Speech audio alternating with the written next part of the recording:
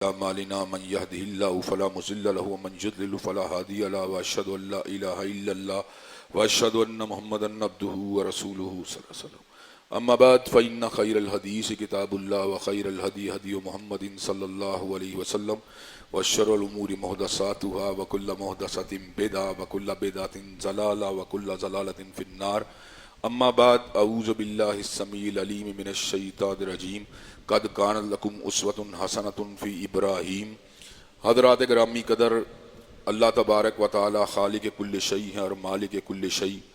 اللہ تبارک و تعالی نے جمیع کائنات کو اپنی بندگی، اپنی پوجا اور اپنی عبادت کے لیے بنایا اور اس امر کا اعلان فرمایا وما خلقت الجن والانس الا لیعبدون، اور میں نے نہیں بنایا جنات اور انسان کو مگر اپنی پوجا، اپنی بندگی اور اپنی عبادت کے لیے. حمد و ثنا کے بعد عرب عرب انگنت اور بے شمار درود و سلام ہوں اس ہستی اقدس و مقدس پر کہ جن کا نام نامی اور اسم گرامی محمد کریم صلی اللہ علیہ وعلی آلہ وصحبہ وبارک وسلم ہے. اللہ رب العزت نے امام الہدیٰ علیہ الصلوۃ والتسلیم کو اہل کائنات کی ہدایت اور ان کی رہنمائی کے لیے مبعوث فرمایا اور آپ کی ذات بابرکات کے ذریعے اہل کائنات کی رہنمائی اور ہدایت کا خوب بندوبست فرمایا. اللہ رب العزت نے امام الہدیٰ علیہ الصلوۃ والتسلیم کی سیرت طیبہ میں طرح طرح کی خصوصیات کو ودیت فرما دیا تھا اور گوناگوں قسم کی صفات کو آپ کی ذات اقدس و مقدس کا حصہ بنا دیا تھا. اور ان تمام باتوں سے بڑھ کر یہ کہ میرے آقا کی زندگی میں کوئی صبح ایسی نہیں آئی، کوئی شام اور کوئی رات ایسی نہیں آئی، دکھوں کی کوئی گھڑی اور عشق کا لمحہ ایسا نہیں آیا جب مالک کائنات نے اپنی تائید کو، اپنی نصرت کو اور اپنی حمایت کاملہ اور اپنی تائید لازوال کو حضرت رسول اللہ صلی اللہ علیہ وسلم کے شامل حال نہ فرمایا ہو. اور ان تمام باتوں سے بڑھ کر یہ کہ عرش رب نے اپنی آخری کتاب حمید کو سید العرب والعجم امام المتقین والابرار حضرت اشرف الانبیاء والمرسلین حضرت خاتم النبیین جناب محمد کریم صلی اللہ علیہ وسلم کے قلب اطہر میں نازل فرما دیا تھا. اور اس کتاب حمید کے اندر اللہ تبارک و تعالیٰ نے ایسے ایسے مضامین کو بیان فرما دیا جن میں سے ہر مضمون جو ہے وہ سونے اور سنہرے پانی سے لکھنے کے قابل ہے. حضرات گرامی قدر، یہ ایام جن سے ہم گزر رہے ہیں یہ در حقیقت ہمیں ان ایام کی طرف لے کے جا رہے ہیں جو شخصیت کی یاد تازہ کرتی ہے، جو شخصیت کائنات کے اندر حضرت رسول اللہ صلی اللہ علیہ وسلم کی ذات اقدس کے بعد سب سے معزز، سب سے مکرم اور سب سے متخر ہستی ہے. حضرات گرامی قدر، اللہ تبارک و تعالیٰ نے قرآن مجید میں ہمیں دو مقدس باپوں سے متعارف کروایا. عیسائی تو اللہ تبارک و تعالیٰ کی ذات کو مقدس باپ کا درجہ دیتے ہیں، لیکن حقیقت بات یہ ہے کہ اللہ تبارک و تعالیٰ اب نہیں بلکہ رب ہے، اور جو رب ہوتا ہے وہ اب نہیں ہوتا، اور جو اب ہوتا ہے وہ رب نہیں ہوتا. اب کے اندر شفقت ہوتی ہے، محبت ہوتی ہے، پیار ہوتا ہے، اس کا ایک نمونہ ہوتا ہے، اس کی سیرت، اس کا ایک کردار ہوتا ہے جو اپنی اولاد کے اوپر غیر معمولی اور انمٹ قسم کے اثرات کو چھوڑتا ہے. اگر باپ جھوٹا ہوگا تو بچے کے جھوٹے ہونے کے امکانات بڑھ جائیں گے. یہ الگ بات ہے کہ اللہ تبارک و تعالیٰ کئی ایک کو ہدایت دے دیتا ہے. اگر باپ نیک ہوگا تو بیٹے کی نیکی کے امکانات بھی بڑھ جائیں گے. یہ الگ بات ہے کہ اللہ تبارک و تعالیٰ کئی مرتبہ اولیاء اللہ کے یہاں پر بھی بڑے بڑے فساق اور بڑے بڑے فجار کو پیدا کر دیتا ہے.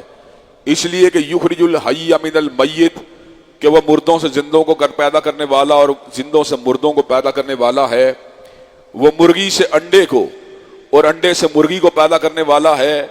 انڈا دیکھنے میں مردہ ہے، لیکن اس مردہ انڈے سے اللہ تبارک و تعالی ایک چوں چوں کرنے والے زندہ وجود کو پیدا کرتے ہیں.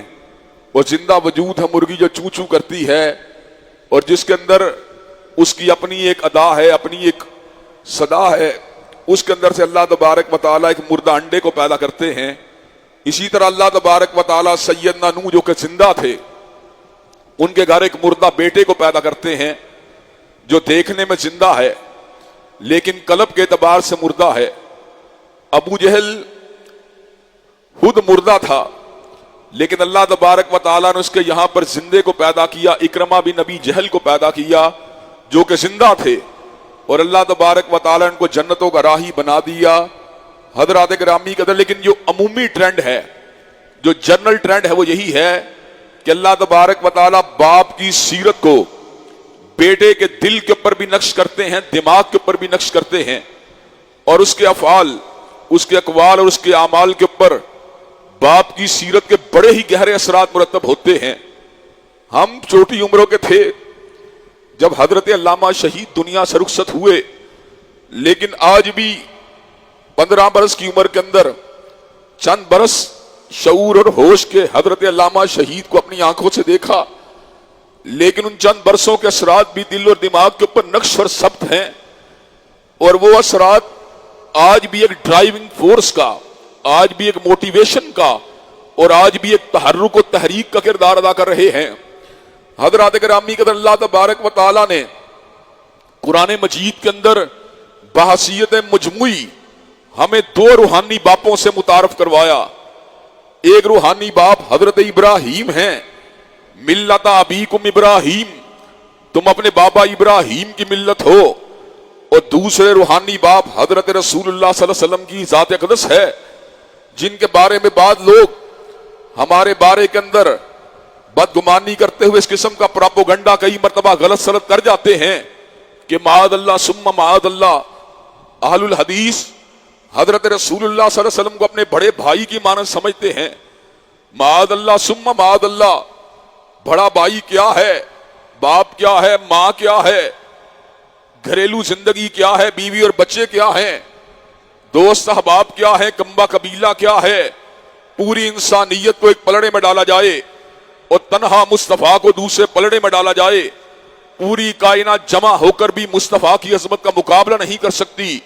لیکن حضرات گرامی کا جہاں تک تعلق ہے رفت کی بات کا، اور جہاں تک تعلق ہے آئیڈیل کی بات کا، اللہ تبارک و تعالیٰ نے کلام حمید میں انہی 2 شخصیات کو ہمارے لیے آئیڈیل اور مثال بنا دیا۔ حضرت ابراہیم کو بھی مثال بنا دیا، حضرت رسول اللہ کو بھی مثال بنا دیا، اور دونوں کو الگ الگ مقام کے اوپر باپ کی حیثیت سے بھی متعارف کروا دیا۔ اس لیے کہ جس طرح ایک جسمانی اور فزیکل باپ انسان کے لیے سورس آف انسپائریشن ہوتا ہے، اسی طرح امموں کے لیے، امتوں کے لیے اور کے لیے ایک روحانی باپ جو ہوتا ہے وہ سورس آف موٹیویشن ہوتا ہے۔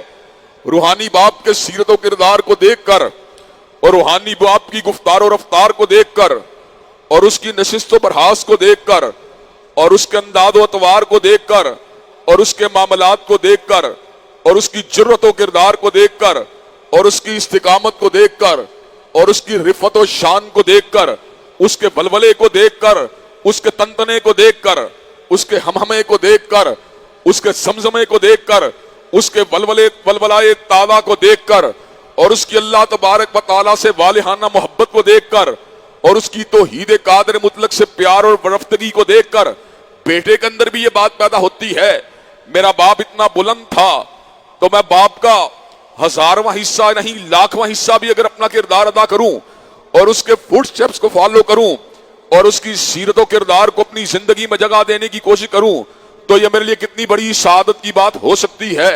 حضرات گرامی قدر، حضرت ابراہیم علیہ السلام کو اللہ تبارک و تعالیٰ نے ملت ابیکم ابراہیم کہہ کے پکارا کہ تم اپنے بابا ابراہیم کی ملت ہو، ساتھ ہی اعلان فرمایا الگ مقام کے اوپر قد کانت لکم اسوۃ حسنۃ فی ابراہیم، تم سب لوگوں کے لیے ابراہیم علیہ السلام کی سیرت و کردار میں بہترین رہنمائی موجود ہے۔ اور دوسری شخصیت جو میرے آقا کی شخصیت ہے، میرے آقا یہ نامدار کہ پوری کائنات جس کی رفت کا اور جس کی عظمت کا مقابلہ نہیں کر سکتی، اللہ نے اعلان فرما دیا النبی اولیٰ بالمؤمنین من انفسہم وازواجہ امہاتہم، نبی مومنوں کی جانوں سے ان کو زیادہ عزیز ہیں اور ان کی بیویاں مومنوں کی مائیں ہیں۔ مومنوں کی ماں سے مراد جب ان کی بیویاں میری ماں ہیں تو حضور علیہ السلام ہمارے روحانی باپ ہوئے۔ اور دوسری بات یہ ہے، قرآن مجید کے اندر یہ آیت ہوتی تھی لیکن تلاوت کے اعتبار سے منسوخ ہو گئی، لیکن حکم کے اعتبار سے آج بھی برقرار ہے۔ وَهُوَ أَبٌّ لَّهُمْ، ان کی بیویاں مومنوں کی مائیں ہیں اور وہ مومنوں کے باپ ہیں۔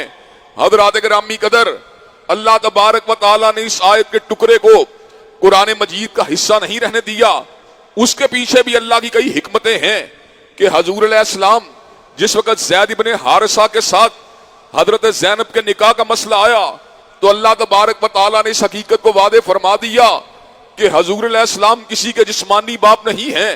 ما کان محمد ابا احد من رجالکم ولکن رسول اللہ و خاتم النبیین، بلکہ وہ اللہ کے رسول اور آخری نبی ہیں۔ لیکن جہاں تک تعلق ہے آپ کی روحانی باپ ہونے کی کیفیت کا تو یہ بات آج بھی قطعی ہے، آج بھی اٹل ہے کہ پوری امت کے روحانی باپ حضرت رسول اللہ ہیں، اور حضرات گرامی قدر جب ان کی مائیں، جب ان کی بیویاں ہماری ماؤں کی حیثیت رکھتی ہیں تو ظاہری بات ہے وہ ایک مقدس باپ کی حیثیت رکھتے ہیں۔ حضرات گرامی قدر مقدس باپ کا چلن، اس کی ادا، اس کی گفتار، اس کی رفتار، اس کی ادا، اس کی سیرت و کردار ہم سب کے لیے نمونہ ہے۔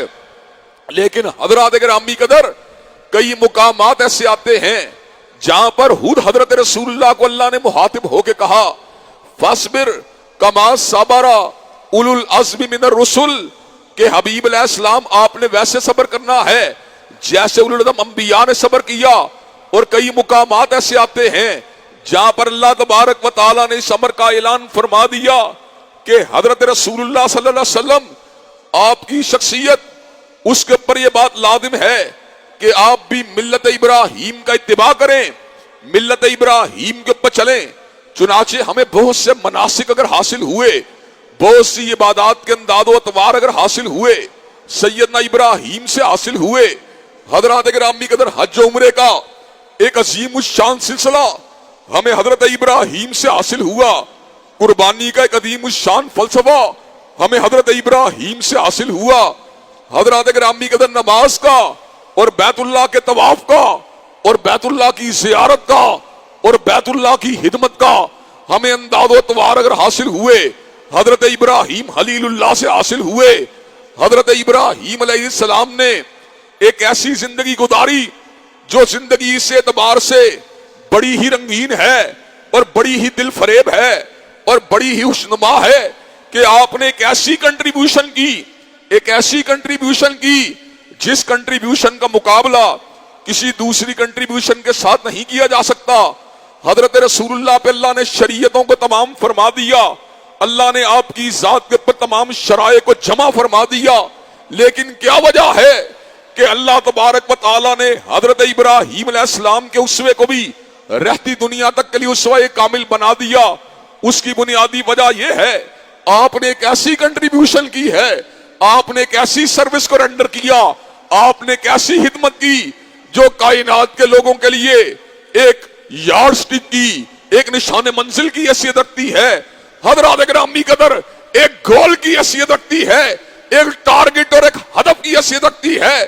میں نے کوشش کی ملوں کو بنانے کی کوشش کی، آپ نے کوشش کی مربوں کو بنانے کی کوشش کی، آپ نے کوشش کی بینک بیلنس کو چلانے کی کوشش کی، میں نے کوشش کی انجمن کو تشکیل دینے کی کوشش کی، جماعت کو بنانے کی کوشش کی، لیکن ابراہیم علیہ السلام کی کنٹریبیوشن کیا ہے؟ ابراہیم کے بارے میں اللہ نے کیا کہا؟ وَجَعَلَهَا کَلِمَةً بَاقِيَةً فِي عَقِبِهِ، کہ ابراہیم نے دعوت توحید کو، ابراہیم نے دعوت توحید کو اپنے پیچھے آنے والوں کے لیے ایک زندہ دعوت بنا دیا۔ حضرات گرامی قدر لا الہ الا اللہ ایک حقیقت کا نام تھا، لا الہ الا اللہ ایک کنکریٹ ریالٹی کا نام تھا، لا الہ الا اللہ ایک ٹھوس حقیقت کا نام تھا، لیکن ابراہیم نے کیا کیا؟ وَجَعَلَهَا کَلِمَةً بَاقِيَةً فِي عَقِبِهِ، ابراہیم علیہ السلام نے اس ریالٹی کو، اس دور کے اندر اس کے فلیگ کو اٹھا لیا، اس دور کے اندر اس کے علم کو اٹھا لیا، اس دور کے اندر اس کی شمع کو جلا دیا، جب ہر طرف سے باطل جو تھا عقیدہ توحید کو دبانے کے لیے ہر طرف سے حملے کر رہا تھا۔ ابراہیم علیہ السلام کو پتا تھا اگر آج میں نے کلمہ توحید کو ایک زندہ دعوت کی حیثیت سے اپنے کردار سے روشن نہ کیا تو کل کل آنے والے لوگوں کے لیے کوئی ایسا اسوہ موجود نہیں ہوگا جس اسوے کو اختیار کر کے لوگ توحید کے ساتھ اپنی والہانہ وابستگی کے حق کو اور اپنی کمٹمنٹ کے حق کو ادا کر سکیں۔ حضرات گرامی قدر ابراہیم علیہ السلام نے کیا کیا؟ وَجَعَلَهَا کَلِمَةً بَاقِيَةً فِي عَقِبِهِ، ابراہیم علیہ السلام نے اپنے ترکے کے اندر ملوں کو نہیں چھوڑا، مربوں کو نہیں چھوڑا، جائیدادوں کو نہیں چھوڑا، بلکہ ابراہیم نے اپنے ترکے میں دعوت توحید کو چھوڑا ہے۔ حضرات گرامی قدر بات سمجھانے کے لیے کچھ یوں کر دینا چاہتا ہوں کہ حضرت حافظ یحییٰ شرک پوری رحمت اللہ علیہ شرک پور کے اندر تا عرصہ دراز تک اللہ تبارک و تعالیٰ کی توحید کی دعوت دیتے رہے، اور اس کے بعد جب اللہ تبارک و تعالیٰ کو منظور ہوا تو اللہ کے حکم کے ساتھ اس دنیا سے رخصت ہوئے۔ آج جب شرک پور میں جاتے ہیں تو توحید کی دعوت کے اثرات واضح طور پر شرک پور کی سرزمین کے اوپر محسوس ہوتے ہیں۔ ایسے عالم میں یہ بات کہنی پڑتی ہے، شرک پور کے علاقے کو توحید کی دعوت کے ساتھ حضرت یحییٰ شرک پوری نے معمور فرما دیا۔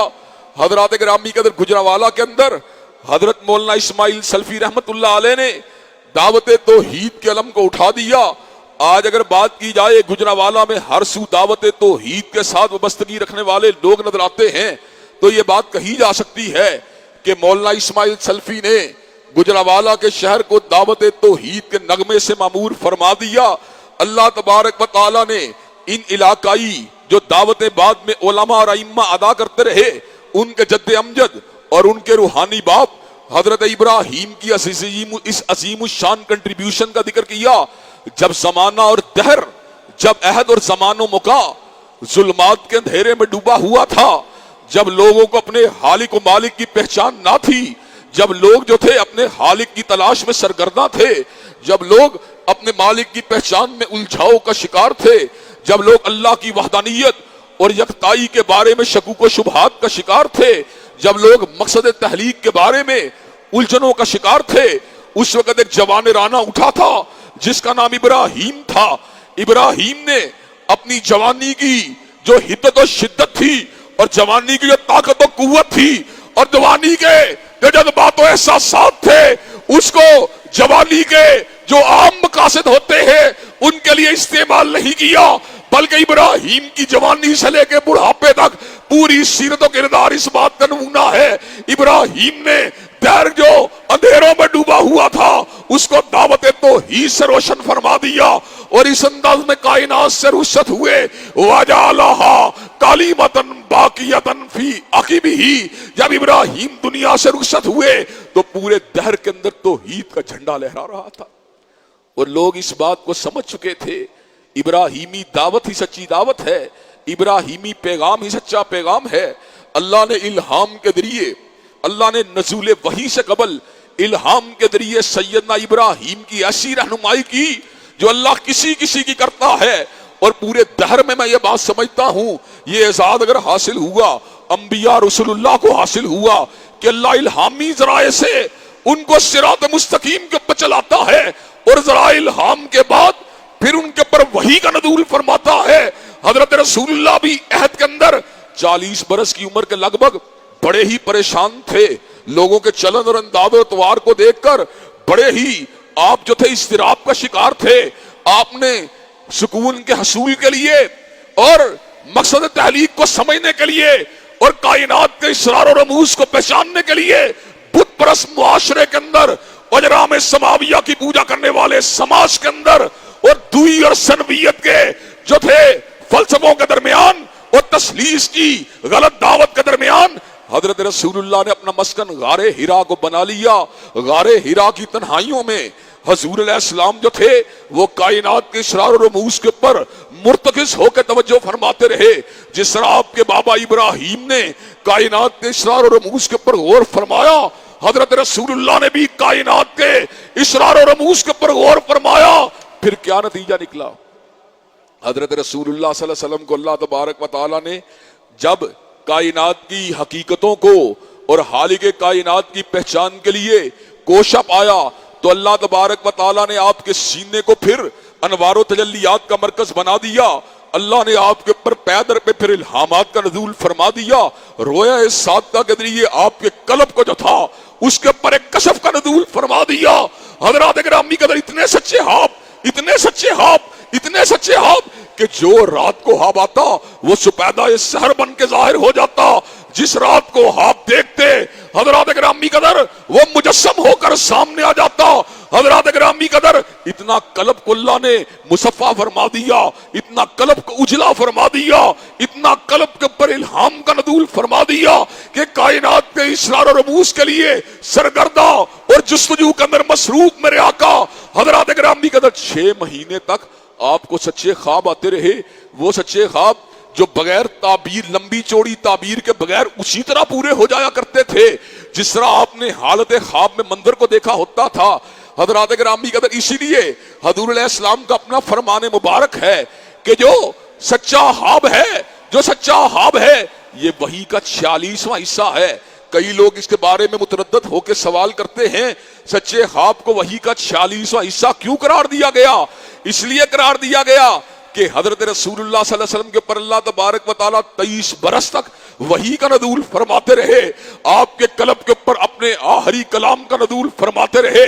آپ کے سینے کو حضرت جبریل امین کا نشیمن بناتے رہے. ہر سینہ نشیمن نہیں جبریل امین کا. اللہ عالم حیث یجعل رسالتا. اللہ کو پتا تھا کہ کائنات کے اندر نبوت اور رسالت نے کس کے اوپر تمام ہونا ہے. حضرات گرامی قدر اسی قلب کے اوپر جس کے اوپر 23 برس تک جبریل امی کا نزول ہوتا رہا، اللہ تبارک و تعالیٰ کے کلام کے ساتھ اسی قلب کے اوپر اللہ تبارک و تعالیٰ 6 مہینے تک سچے خوابوں کے ذریعے حضرت رسول اللہ صلی اللہ علیہ وسلم کو مقام وحی کے قریب فرماتے رہے. حضرات گرامی قدر 23 برس کی مدت کو 6 مہینے کے ساتھ کیا نسبت ہے؟ 6 مہینے کو 23 سال کے ساتھ 46ویں حصے کی نسبت ہے. اسی لیے حضرت رسول اللہ نے سمر کا اعلان فرما دیا مومن کا خواب وحی کا 46واں حصہ ہوتا ہے. یعنی وحی کے جو دورانیہ ہے وہ 23 برس ہے اور خوابوں کا دورانیہ 6 مہینے ہے. یعنی خواب اور وحی کا آپس میں جو تعلق ہے وہ 46ویں مدت کا ہے. چنانچہ حضرات گرامی قدر آج بھی اللہ تبارک و تعالی ان بندوں کے قلوب کے اوپر جو ہے اچھے خوابوں کا جو ہے ان کا جو ہے صدور فرماتے ہیں. جو لوگ اللہ کی طرف ملتفت ہوتے ہیں، اللہ کے رجوع کرنے والے ہوتے ہیں، شب زندہ دار ہوتے ہیں، تہجد گزار ہوتے ہیں، نگاہوں کو جھکانے والے ہوتے ہیں، غیر محرم سے اجتناب کرنے والے ہوتے ہیں، کبیرہ اور صغیرہ گناہوں سے بچنے والے ہوتے ہیں، ہر ممکن کوشش وضو کے اندر اپنے اوقات کو جو ہے وہ گزارنے والے ہوتے ہیں، صبح و شام کے اذکار کرنے والے ہوتے ہیں اور اللہ تبارک و تعالیٰ کے کلام کی تلاوت کرنے والے ہوتے ہیں. حضرات گرامی قدر حضرت رسول اللہ کا اسوہ ایک کامل کی حیثیت سے کائنات کے لوگوں کے لیے نمونہ بنایا گیا. اسی طرح آپ سے قبل حضرت ابراہیم کی ذات کو بھی ہمارے لیے نمونہ بنایا گیا. کیوں نمونہ بنایا گیا؟ کس وجہ سے نمونہ بنایا گیا؟ کیا آپ کی کنٹریبیوشن ہے؟ کیا آپ کا کردار ہے؟ اس کو اختصار سے بات کروں، باقی تفاصیل جو ہیں وہ تو انشاءاللہ اگلے خطبہ جمعہ میں آپ حضرات کے گوش گدار کی جائیں گی. حضرات گرامی قدر حضرت ابراہیم علیہ السلام نے 2 چیزوں کی قربانیاں دی ہیں. ایک آپ نے محبت کی قربانی دی ہے، ایک آپ نے رعب و دبدبے کے مقابلے کے اوپر سینہ سپر ہو کے بتلایا ہے. رعب و دبدبے کے سامنے حق کا اعلان کرنا یہ کوئی معمولی بات نہیں ہے. ایک معمولی سی دھمکی کے ساتھ لوگ ساری کی ساری پارٹیوں کو چھوڑ کے بھاگ نکلتے ہیں. ایک معمولی سی دھمکی کے ساتھ لوگ نقطہ ہے نظر کو تبدیل کر لیتے ہیں. لیکن ابراہیم کون ہے جس کو دہشت ادا کرنے کے لیے، جس کو وحشت میں مبتلا کرنے کے لیے ہر طرح کے ہتھ کنوں کو آزمایا گیا، لیکن ابراہیم استقامت کی چٹان بن کے سامنے آیا اور ابراہیم نے سمر کا اعلان فرما دیا. جو رکے تو کوہ گرا تھے ہم، جو چلے تو جہاں سے گزر گئے، رہے یار ہم نے قدم قدم تجھے یادگار بنا دیا. اور دوسری قربانی محبت کی قربانی ہے. بیوی کی فرمائش، بیٹے کا پیار، بیٹی کا پیار، یہ انسان کے قدموں میں ڈگمگاہٹ کو پیدا کر دیتا ہے. انسان جو ہوتا ہے گھر کے اندر گندے پروگراموں کو چلنا پسند نہیں کرتا، لیکن بیوی اس کو روک دیتی ہے، بچوں اور اس کے درمیان حائل ہو جاتی ہے. بندہ اپنی بیوی کی محبت میں مجبور ہو کر بچوں کو تنبیہ کرنے سے پیچھے ہٹ جاتا ہے. بندہ چاہتا ہے اس کی بیٹی نقاب کر کے نکلے، لیکن بیٹی چادر پہن کے نکلتی ہے. بیوی راستے میں حائل ہو جاتی ہے. زمانہ بدل چکا ہے، میاں صاحب ٹھہر جائیے. باپ بیٹی کو تنبیہ کرنا چاہتا ہے، لیکن بیوی کی محبت غالب آ جاتی ہے. حضرات گرامی قدر کئی ایسے مقامات ہیں بیٹے کو داڑھی مڈواتے ہوئے دیکھ کر باپ کے دل کو چوٹ لگتی ہے، لیکن بیٹے کے بجھے ہوئے چہرے کو دیکھ کر اور اس کے چہرے کے اوپر اداسی کو دیکھ کر باپ امر بالمعروف و نہی عن المنکر کو روک لیتا ہے اور بیٹے کو نصیحت کرنے کی بجائے بیٹے سے سمجھوتا کر لیتا ہے. لیکن وہ کیا محبت ہے، وہ کیا پیار ہے جس کے اوپر کوئی پیار بھی غالب نہیں آ سکتا. اللہ والا ابراہیم محبت کی اس انتہا کے اوپر موجود ہے کہ جس کی اللہ کے ساتھ محبت کے اوپر دنیا کی کوئی محبت غلبہ نہیں پا سکتی. دنیا کی کوئی محبت جس کو دبا نہیں سکتی، دنیا کی کوئی محبت جس کو مٹا نہیں سکتی. اس لیے ابراہیم کو خلیل اللہ کہا گیا کہ جس کے دل کے تاروں میں غیر اللہ کی محبت موجود ہی نہیں تھی. وہ اللہ تبارک و تعالیٰ سے اتنی محبت کرنے والا اور اتنا پیار کرنے والا کہ حضرات گرامی کے اندر پیار کی ہر انتہا اس کو اللہ کے ساتھ تھی. چلتے چلاتے ایک حدیث آئی ہے جس کے اوپر اپنی بات کو ختم کروں گا. حضرت رسول اللہ کو مخلوقات میں سے سیدنا صدیق کے ساتھ بڑا ہی پیار تھا، لیکن حضرت رسول اللہ نے ایک مرتبہ یہ بات فرمائی، اگر میں نے خلیل بنانا ہوتا تو میں ابو بکر کو خلیل بناتا، لیکن چونکہ اللہ کو میں نے اپنا خلیل بنایا ہوا ہے اس لیے ابو بکر کو بھی خلیل نہیں بنایا. حضرات گرامی کا در ابو بکر صدیق ہے، یار غار ہے، لیکن حضرت رسول اللہ بھی خلیل اللہ ہے اور حبیب اللہ ہے. حضرت رسول اللہ اللہ سے محبت کرنے والے اور اللہ حضرت رسول اللہ سے محبت کرنے والا. حضرات گرامی قدر اس لیے حضرت رسول اللہ نے اپنے شرف کے بارے میں کہا تھا کہ میں حبیب اللہ ہوں. انبیاء ان کے اپنے اپنے اوصاف ہیں، لیکن حضرت رسول اللہ اللہ کے محبوب ہیں. حضرت ابراہیم کی کنٹریبیوشن میں خوف کے سامنے سینہ صبر ہونا شامل ہے، اور حضرت ابراہیم کی عظیم الشان کنٹریبیوشن میں محبتوں کی قربانیاں شامل ہیں. ابراہیم نے کیا کیا، کس انداز کے اندر اللہ سے محبت کا اور اللہ کی حشیت کا اور اللہ سے تعلق داری کا حق ادا کر دیا کہ اللہ کو خود ان کی پیار اور محبت کو دیکھتے ہوئے الفاظ اللہ نے نازل فرما دیے. وَإِذِ ابْتَلَىٰ إِبْرَاهِيمَ رَبُّهُ بِكَلِمَاتٍ کہ جس وقت اللہ نے ابراہیم کو مختلف طریقوں سے آزمایا، فَأَتَمَّهُنَّ تو اللہ کے خلیل حضرت ابراہیم نے ہر آزمائش کو پورا کر دکھایا. جس میں بھی آزمایا، جس وادی میں داخل کیا، ابراہیم اس وادی سے کامیابی کے ساتھ گزر گیا. جس وادی کے اندر اتارا گیا اس وادی کے اندر سرور ہو کے گزر گیا. اللہ نے کہا ٹھیک ہے ابراہیم، تو نے ہر وادی کے اندر کامیابی کو حاصل کیا، اب میرا اعلان کیا ہے، انی جاعلک للناس اماما، میں تجھے پوری کائنات کا مقتدا بنا دوں گا، میں تجھے پوری کائنات کا پیشوا بنا دوں گا، میں پوری کائنات کا رہنما بنا دوں گا. جب تک کائنات میں توحید پرست رہیں گے ابراہیم کا نام بھی جگمگ کرتا رہے گا، ابراہیم کا اسوہ بھی جگمگ کرتا رہے گا. ابراہیم علیہ السلام کی سیرت و کردار توحید کے حوالے سے کیا ہے، حضرات گرامی قدر اس حوالے سے انشاءاللہ تفصیلی گزارشات آئندہ خطبہ جمعہ میں آپ حضرات کے سامنے رکھی جائیں گی. اللہ تبارک و تعالی ہمیں سیرت ابراہیم سے رہنمائی حاصل کرنے کی ہے توفیق دے. وآخر دعوانا الحمدللہ رب العالمین. الحمدللہ نحمده ونستعینه ونستغفره ونؤمن به ونتوکل علیہ ونعوذ باللہ من شرور انفسنا ومن سیئات اعمالنا. من یهده اللہ فلا مضل له ومن یضلل فلا هادی له واشهد ان لا اله الا الله واشهد ان محمدا عبده ورسوله. اما بعد فإن خیر الحدیث کتاب اللہ وخیر الهدی هدی محمد صلی اللہ علیہ وسلم وشر الامور محدثاتها وکل محدثۃ بدعۃ وکل بدعۃ ضلالہ وکل ضلالۃ فی النار. ڈاکٹر یہ دوسری حضرات گرامی قدر، حضرت ابراہیم علیہ السلام کی سیرت و کردار ہم سب کے لیے ایک اسوہ اور ایک نمونے کی حیثیت رکھتی ہے. حضرت ابراہیم علیہ السلام کی سیرت و کردار کو اللہ تبارک و تعالیٰ نے ایک ایکسیپشن کے ساتھ، ایک استثناء کے ساتھ ہمارے لیے اسوہ کامل بنا دیا، اور وہ استثناء کیا ہے انشاءاللہ آئندہ خطبہ جمعہ کے اندر ان چیزوں کا بھی ذکر آئے گا. ابراہیم علیہ السلام جو ہیں وہ ایمان اور اسلام کی ایک علامت ہیں. آپ نے جس انداز سے اللہ سے محبت کی، جس انداز سے اللہ کی بندگی کی، وہ رہتی دنیا تک لوگوں کے لیے نمونے کی حیثیت رکھتی ہے. اللہ ہم سب کو استقامت کا راستہ نصیب کرے. ہم وہ گناہگار لوگ ہیں، ہم وہ خطا کار لوگ ہیں، ہم وہ سیئات کے اندر ڈوبے ہوئے لوگ ہیں، اور ہم واللہ تبارک و تعالیٰ کی نافرمانیوں کے اندر الجھے ہوئے لوگ ہیں کہ اپنے گناہوں کی پاداش کے اندر بھی معمولی تکلیف کو سہنا پڑے تو کئی مرتبہ معاذ اللہ ثم معاذ اللہ شکوہ شکایت ہمارے دل اور لبوں کے اوپر آ جاتی ہے. لیکن ابراہیم کیسی چٹان کا نام ہے، ابراہیم کیسے پہاڑ کا نام ہے، ابراہیم کیسے صحرا کا نام ہے، اور ابراہیم کیسے سمندر کا نام ہے کہ حضرات گرامی قدر ہر تکلیف، ہر آزمائش کے اوپر اللہ کی محبت کو غلبہ دیا، اللہ کی محبت کو اور اللہ کے پیار کو ہر چیز کے اوپر فوقیت دی. حضرات گرامی قدر ہم بڑے ہی گناہگار ہیں، ہم بڑے ہی خطا کار ہیں. ہمیں استقامت کے راستے کو چلانے کے لیے حضرت رسول اللہ کا اسوہ ہمارے لیے نمونہ ہے، اور حضرت ابراہیم علیہ السلام کی سیرت و کردار ہمارے لیے نمونہ ہے۔